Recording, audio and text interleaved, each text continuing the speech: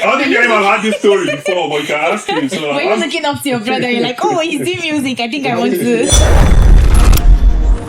Hi guys, Zabia here. Welcome to Fresh Gist, a show where we talk about everything trendy, from music to fashion to politics and every single thing that interests you.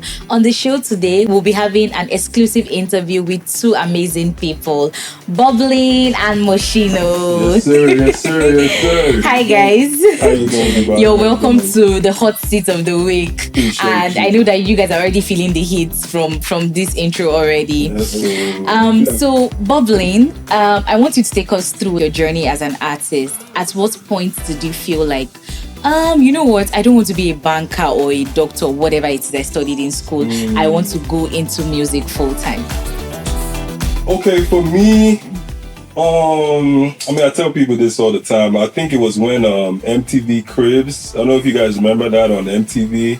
But they used to show like celebrity houses. Oh yeah, I used to be a fan of MTV. Okay, exactly. So I remember when I saw, I think it was Snoop Dogg's house. I believe I saw Snoop Dogg's house on MTV Cribs. And in my mind, first of all, I was already a fan of hip hop and music. But once I saw that, I think that's when it tuned in my mind, because I love money. That's when it tuned in my mind. I said, if this guy, whatever he's doing, I want to do it. So I feel like that's when the being an artist, turned on in my mind. If I can recall, I was probably maybe 11, 12 years old. Oh wow. Definitely. But were you singing prior to then? No, I wasn't. But it's crazy. I feel like once I made it up in my mind, it kind of skill chose just me. came. Yeah, it kind of chose me. I mean, no, it didn't just come. I have to literally work towards it. But I feel like deep in my soul, I was chosen to do this. I don't know. You ask him. I don't know. I don't even know. I don't think anyone had this story before, but you can ask him. So when you're looking up to your brother, you're like, oh, he's doing music. I think I want to. Yeah, I started doing music because of him. He started before me. In high school, they had like a whole buzz in high school. So me being the younger brother, looking up to my older brother, I wanted to be like him. So I just picked up the skill and started rapping myself. But I mean, my own route was pretty much different. I would just always like money. I always wanted to make money. I did IT in school. Did it all the way to the master's program. But when you start becoming an adult and then you start, getting bills and stuff, you want a higher reach in life. So I knew, me having this skill could, take me to greater heights more than just, relying on just working corporate. Not saying corporate is bad. I'm saying school. Corporate they pay. Corporate they pay. I just wanted, greater, for myself, and I felt like, doing what I love and making profit off it was, a blessing from God. So I decided to pursue it. Okay, so from the conversation, it doesn't look like maybe the skill was passion for you guys from the beginning. It looks like, the money was there. So would you say that as people that started off because of the money, I mean, Moschiino, you said that. No, okay, let me correct myself. I mean, honestly, if I didn't get paid to do music, I probably would still be doing music. Really? You understand what I'm saying? So it's the passion is there. I'm just saying, I feel like what just ignited in my brain to pursue music was obviously what comes with it initially, just the lifestyle that comes with it. But once I got into it, I realized it was my calling. So the passion is there, trust me. Without money, I've been doing this for years now. I haven't gotten the check I really want from this profession, but like I said, if I don't get $1 from this, I still would enjoy doing this. Yeah. Okay, so far in your journey, would you say you've gotten to like that break point, or do you think you're close to the break point, or are you just on a journey, towards where you want to be? You want to answer this question, or you want me to answer this? Can you ask that question one more time? Okay, so as an artist, there'll always be like a break point. Break point meaning, this is the point where you've started earning from, like your talents. Because again, aside having like passion for whatever it is you're doing, you still need to make money because you need to live, you need to survive, you need to pay bills. So would you say the point where you are now, you've gotten to like that break point, or are you still on a journey? I'll say still on a journey, because it's filled with a lot of surprises along the way. You think you're there, And it's like there's even a greater, height that you can get to. Then you get to that greater, there's even a greater height. So I just, I'm enjoying the journey. It's a journey. And this is definitely a big step for us, having our own building, being able to create, at our own will. So I'm just looking forward to, more to come. But I don't think this is like the, breaking point to say like for us, we're like, we're cool by it. I think there's still, room for improvement still. Okay. What about you? For sure. So, I mean, for me, I would say, I started this in high school. And then when you think about when I started versus where we are today, owning our own building, I feel like we are closer to our goal than further from our goal. I mean, come on, just saying, look at this building. Even major artists don't even have what we have. Absolutely. Jerry! Absolutely. Yeah, so we thank God. But yeah, we're still on a journey. But I say we're close though. We're close. Yeah. We're getting close to the world, knowing the name Fresh Tag Entertainment. So yeah. It's a beautiful thing. It's a beautiful thing. Interesting. Yeah. So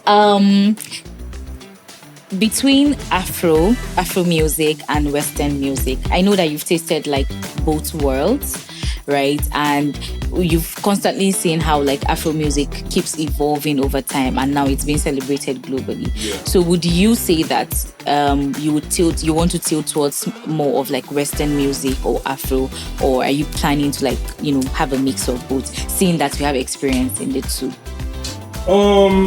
I would say, I mean, like you said, the good thing about us is we have best of both worlds. So when I say we have best of both worlds, we actually grew up in Nigeria, did primary school, did secondary school, and then we moved to the States where we were there for a good amount of time. So right now, like when I look at my age, I feel like I've spent half of my life in Nigeria and half of my life there. Sometimes when I rap with the American tongue, they don't even know if I speak pidgin. People be so surprised. Like I was, and then when I do my Afrobeat stuff, they be like, this IJGB guy, I didn't know you had it in you. So it's like, if you listen to our music, you can hear a blend of both worlds perfectly. And I think, what the ones, honestly, I say this all the time, I feel like we're the ones to take, when it comes to hip hop, we're the ones to take hip hop as real Nigerian boys mainstream. Yeah, don't get me wrong, people have done it, but I don't feel like they do it like we do it. Not to toot our own horns, but I mean, listen to the music. Let's see what's going on. Right. Listen to the music, man. Okay, so Moschiino. Honestly, man, for me, like, at the end of the day, everybody has something special, to give. I don't think I need to really do too much, but I also try to, be intentional with the, type of music that, me and my brother, we drop or, solo. Like, for example, our tongue will probably be different, but I'll make sure the name of the song is a Nigerian thing that Nigerians can know, okay, this guy is definitely Nigerian. Yeah, they can relate. The songs, different, lingos, lamba, that you throw in there. So still keep myself, keep Shino, but still, cater to, my Nigerian people as well. So I just try to, bridge that gap properly so you can sell. Shino! Okay, so in terms of creativity, seeing that you both have experience, like, working with artists in Nigeria or Africa and in the Western world, who would you say is more creative? A Nigerian artist or, a Western artist? Oh man, I don't think we can answer that question. That's question. Yeah, that's a set-up question, right? No, it's not. I mean, you've tasted both worlds, so you can tell. Oh, I think the Nigerian artists are really creative. Oh no, Nigerian artists are really creative. And one thing about Nigeria, I will say, when it comes to the creativity, the music videos. I mean, I know how it is here. How the infrastructures are set up. When you watch the videos, it's so full with culture colors. So even me, like when I watch it, I'm still amazed. I'm just like, because I know where we come from, and then when I just see these things in videos, it's just like, oh my god, they're using the little they have to make something great. You know, versus there, I mean, the infrastructures are there, everything is there. You know, it's kind of like, but no, I mean, Nigerians are pretty creative though. You know, Nigerians are pretty. I mean, Africans are creative, but I don't know, man. Everybody has what they do, man. You can't. I mean, if you pull out a 50 Cent and you pull out a Whiskey, like they're both great. In different ways. Makers, you know what I'm saying? Doing what they do in their lane. Whiskey can't do what 50 Cent does. 50 Cent can't do what Whiskey does. So, you know. But I will say, though, Nigerians were very creative people. Absolutely. Sure, I agree sure. to that. For I agree to that. I mean, owing to the fact that we don't have like so much, but you can see that even with the little, we make so much out of the little. So you could just tell that Nigerian artists are really good. 100%. Okay. So what would you say is the most difficult part of being an artist? Pretty much just not losing yourself, staying true to yourself. You know, this industry, this industry makes you do weird things. You know, people sell their souls. You know, I'm not about to call names, but you have people wearing dresses. You know what I'm saying? Well, geez, we don't do that. You feel me? You know, you have people wearing dresses just to, you know, fit into the narrative, you know, of today's world. But just staying true to yourself, and you know, believing in your sound, believing in your story, and not switching up. Even when it gets hard, you know, you still captain, still on the ship. You know, you're not switching lanes. You know. So yeah, I mean that's what I would say is the hard thing about the music industry. You know, 'cause, sorry, when you're doing something for a long time and it doesn't work, people tend to. Because even your family will be the ones telling you, you know, this thing is not working. Exactly, Can you just do something else? Yeah. So yeah, that's what I would say. I don't know what you gotta I would say. say mixing both your personal life and the music, like, because there's no, you know, pause button. Like today, I'm not feeling today. I didn't sleep before coming in. Oh. You know what I'm saying? Like I'm like 5 hours behind sleep. Oh. And sometimes I don't want to talk to people. I don't want to, you know, conversate with anybody. But I still have to do it because I know that's my profession. So I'll say mixing your personal life and not having a pause button. Yeah, you know, you have to be dedicated to it and be professional. Absolutely. You can tell I was the first person here. Man, Cab, bro. That's Cab, man. You came like an hour later, man. I've been here, man. Cab. Don't cap for the camera now. Don't cap for the camera, dog. But you saw me here first, though. So, Yes, I saw you here first. So, you know, Nah, you saw me here first because I was in the studio. You didn't come to the. If you came to the studio first, you would have seen me there first. all good. I mean, but he knew that we had a podcast session today, so you know, he just needs the discipline of saying, you know what, I'm not going to keep this for waiting. They will come and find It's me. okay. It's okay. This is our first podcast. I won't put him on blast. Let's just keep it going. But it's just the being able to turn it on and off. You know, I think I've gotten to the space where I can be able to just keep it going, even with whatever I'm, you know, going on. You know, just to keep showing up, consistency. You know, especially at the starting stage, investing in yourself. You know, you can't stop investing. You know, sometimes some people will invest probably 2 months in or 3 months in, and then they want to stop. Like, it's not overnight. It takes years of, you know, investment and, you know, creating till it works. So I feel like that consistency and the, you know, mixing it with your personal life, that's the difficult part.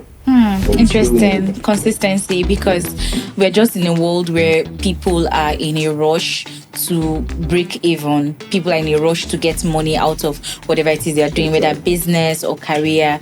And if after a few years it doesn't look like it's yielding anything, you know, yourself or your family members, your spouse are already telling you, no, switch it up there. Maybe it's God that is telling you it's not God's will for you, you know. So we just bring in religion into everything.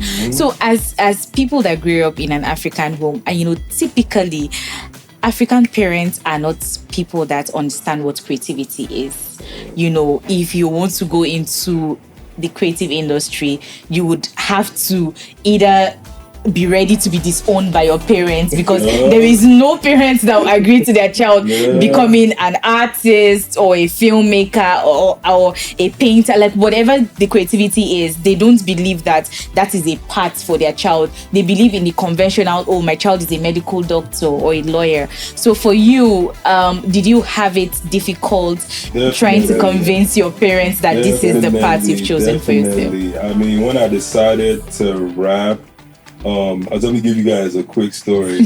There was one time, I think we went to the States for a summer holiday, and I think at the time, I don't know if you guys remember, like the zip up hoodies that when you zip it up, it's kind of like a skeleton. I think I know if you wore that Kanye West on games or couldn't get far, you see Kanye West wear that hoodie. Yeah, so I remember that was when that hoodie. Yeah, it was a Babe hoodie. Yeah, when the Babe hoodie was kind of like a thing. I bought that and I brought it back to hot Nigeria. Hot Nigeria. You know what I'm saying? And I think I bought like some Timberlands at the time, but I don't think my dad ever saw that hoodie. So it was one time I went to his room because my dad had this standing mirror in his room. So I went in there, fitted myself. I wore the hoodie. I wore my baggy jeans. I wore the jeans. You know, I think I tied the bandana on my head. And I thought my dad was still at work. Man, he walked in there and he saw me looking like a straight up gangster and he lost it. Oh my. So yeah, and then I think after that's when he knew I was doing music. So ever since then he was like debunking me doing music. He was not in support. I even had, I can't remember the name of the label Mode 9, where the label Mode 9 was signed to. I did a talent show in school at the time, and they saw me perform and they loved me. They actually came to my house to try to convince my dad to sign, and my dad pretty much kicked them out of the house. And told them, no, my son is going to school. Typical. You know, so it's one of those things. I mean, the way my life turned out, I wouldn't change it for anything. You know, I feel like I got my education. And I'm still able to do what I love to do. But it wasn't easy, though. It wasn't easy. It came from, you know, just being resilient. Being resilient, you know, when he tells you, no, stop this music stuff, you know, behind closed doors, you keep investing your own personal money. I think at some point he just saw me investing so much money into it. At some point he got tired. It's like one of those things, like you can't beat them, join them. Yeah, so that is really my story. So it wasn't easy, but we're here. We got the whole building. Fresh Style Creative Hub, baby. All right, yours should be easier because maybe at the point, if I pretty much paved the way. I paved the way. You're like the John the Baptist paving the way for Jesus Christ. I'm the last one out of 4, so they went to the States and it was just me, since 7th grade. So that's grade 7. I know that's how they call it now. So JSS1. So I was doing JSS1 due to the fact, I'm used to having my 3 brothers, but like I was by myself, so I had a lot of friends. So my dad already knew, like, my parents, my mom, they already knew, like, okay, we can't just cage this boy. This boy is by himself, let him be free, but I think I took it too far, because I think it was my last year in secondary school before I went to America. That's when I, like, decided to, like, take it very serious, like, music. And, Ice Prince was popping at that time. That's when he dropped Really Cool. Shout out to Ice Prince. I was a big fan of Ice Prince. And it was performing at Rehab. I don't know if you guys remember that club, Rehab. In Lagos here? Yes, in Lagos. So he was performing at that time. So I'm in 11th grade. I'm not supposed to be close to the club. Yes, exactly. I snuck out of the house without my parents knowing, because my dad went to the village at that time with my mom. So it was just me in the house, and they were like, yo, Ice Prince is performing. I was in a group at that time. We were trying to get, some type of performance in, or, network with other artists. So I snuck out of the house at that time. So coming back early in the morning. I didn't know my dad was coming back that same morning. He lied. But as I pulled in, actually it was my friend that dropped me off. I saw his car there. It was World War III. I was grounded, took my phone, so things like that, he saw the resilience and he saw the extra mile that his kids, took just for music. So as we got older, and he just had to support it. Like you said, you can't, you can beat them, join them. Yeah. Interesting conversation. Okay, now, so we've had enough of conversations around you both as artists. Now, I want to come back to you both wearing the hat of co-founders. Yeah. I mean, having a space as beautiful as this is commendable. That's number one. Thank you. So business in Nigeria, all right? Yeah. I want you guys to tell me like one crazy experience like you've had since setting up a studio like this. So what has been the crazy experience in terms of facility management or hiring of, staff to work with you guys? What has your experience been so far? I mean, honestly, at Fresh Style Creative Hub, we have beautiful staff. Shout out me, I see you, man. Shout out Success, I see you, man. Nah, honestly, I wouldn't even say it's when it comes to the staff is hard. I'll say the hardest thing is just maintaining the business. Everything, this. Yes, I'm just saying, running right? a place like this, we need light on 24/7, 365. You know? So really, it's just the overhead, honestly. Just maintaining the space. But God willing, the God that had us build this to finish will see us through. So that's do you have same experience? I would just say, setting up a business is not always the easiest thing, especially the first year. Going into even the second year is hard, because you're finding out new things, new challenges. I would say just the little things, that we're finding out, just opening up the business. But I feel like our staff makes everything easier. We're all on the same page. We're learning together. So I feel like by next year, I probably wouldn't have anything to talk about in terms of challenges. I feel like we'll have it all figured out. Interesting. Amen. Interesting. Okay, so you guys are artists. At what point did you decide that, okay, we want to bring in like a content studio, want to add like a content studio and a recording? Because I know that you probably started with the vision of having a recording studio. So what made you decide, let's infuse content to the studio as well? Okay. I would say, the goal was always to... You see, the thing about FT is, this is the thing about FT is, most people doing music, most artists doing music are looking to get signed. In FTE, getting signed was never in our vision. Wow. We always wanted to be independent, even though at the time when we even wanted to be independent, we didn't even know what it took to be independent artists. But we just knew the whole time we're not trying to sign, we're just trying to do our own thing. So I feel like having that mentality from day one is pretty much how we got here. You understand what I'm saying? So when we I always looked at Fresh Tag Entertainment, like how Eleganza has everything, Eleganza Fridge, Eleganza, like that's how I envision FTE. So like we're not just artists, we're big on entrepreneurship. You understand what I'm saying? So building the studio is at the time we were based in the States, but we needed something to yield us income while pretty much still being here. So this was a perfect opportunity. So I remember when we came back, was that last year? You know what I'm saying? We were brainstorming, thinking about it. Shout out to Cachet Homes, Jerry. He gave us the insight to, pretty much open up a content studio. So once he gave us that insight, we actually went to a couple different content studios, and we took a look at what they have, and we just thought it was a great business opportunity. So we're just like, we're going to do the same thing, but since we're all already in the entertainment space, find ways to incorporate our flavor into it. So I feel like we're the only content studio in Lagos that probably has a recording studio in it. Okay, so as a business, right, would you say that with the number of years you've had now experiencing or running a studio, as beautiful as this, would you say that being a 9-to-5 worker is far better than being a business owner? I wouldn't say that now. I wouldn't say that now. I feel like when you're a business owner, you're pretty much your own master, You get to call your own shots, but it's hard though. You wear a lot of hats. So, I just feel like this was God's design, man. It's not by man's power, but by all God. God's design. Do you think so too? Everybody's route is different. Whatever fits your lifestyle, your life, I'll say go for it. But just for me, I like doing things at my own time.